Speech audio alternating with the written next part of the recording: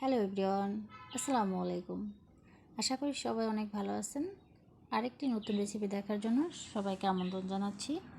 বাসায় কীভাবে সহজেই পাটিসাপটা তৈরি করা যায় সেই রেসিপিটি আজকে দেখাবো। আশা করি আমার রেসিপিটি ভালো লাগবে। ভালো লাগলে আমার চ্যানেলটিকে লাইক, কমেন্ট ও শেয়ার করবেন। ফলো করে আমার সঙ্গেই থাকবেন। চলুন দেখে নেওয়া যাক কী কী উপকরণগুলো আমাদের লাগছে। এখানে নিয়েছি আমি 3 কাপের মতো আতপ চাল মেশিনে ভাঙানো। এখানে নিয়েছি হাফ কাপের মতো ময়দাতে দিলে পিঠাটা নরম হবে। 3 টেবিল চামচের মতো দিয়েছি গুঁড়ো দুধ, স্বাদ মতো লবণ। এখানে দিয়ে দিচ্ছি আমি 2 টেবিল চামচের মতো চিনিটা দিয়ে আমি সবগুলো উপকরণ ভালো করে একটা হ্যান্ড রোলের সাহায্যে মিশিয়ে নিব। ভালোভাবে মিশিয়ে নিতে হবে। মিশিয়ে নেওয়া হয়ে গেছে। এখন আমি পানি নিব। এখানে নিচে হাফ লিটার মতো পানি অল্প অল্প দিব, একটা ব্যাটার তৈরি করে নেব। নরম একটা ব্যাটার তৈরি করে নেব। এভাবে করে দিব আর ব্যাটার নেব। দেখুন, এভাবে করে অল্প অল্প করে দিতে হবে আর ব্যাটার তৈরি করে নিতে হবে। ভালো করে মধে নিতে হবে। দেখুন কিভাবে আমি করতেছি, হাতের সাহায্যে এভাবে করতে পারেন। এখন আমি আস্তে আস্তে দিব, একটা ব্যাটার খামার তৈরি করে নিচ্ছি। দেখুন এভাবে আমি একটা ব্যাটার, নরম একটা ব্যাটার করে নিচ্ছি। এইটুক পানি আমার ছিল হাফ লিটারের ভিতরে।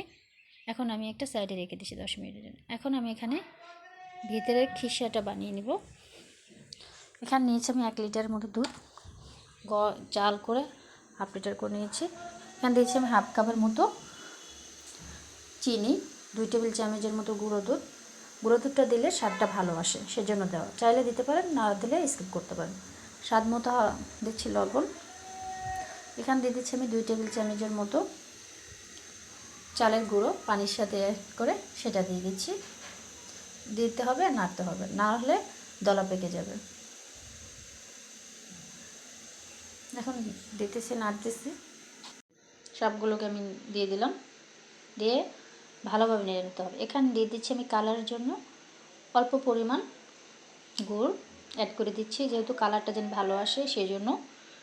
এখন আমি এভাবে নাড়তে নাড়তে একটা ঘন মিশ্রণ করে নেব। আমার কিন্তু ঘন হয়ে গেছে।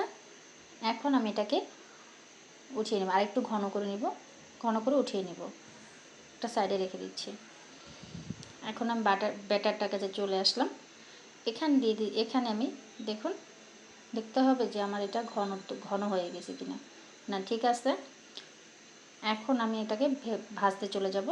ভালো করে নেড়ে একটা ফ্রাই প্যানে সামান্য পরিমাণ তেল নিয়েছি। তেলটা একটা টিস্যুর সাহায্যে করে দিচ্ছি। দিয়ে আমি ভালোভাবে একটা রুটির মতো গোল তাওয়ার সাইজে করে নিচ্ছি। এখানে দিয়ে দিচ্ছি আমি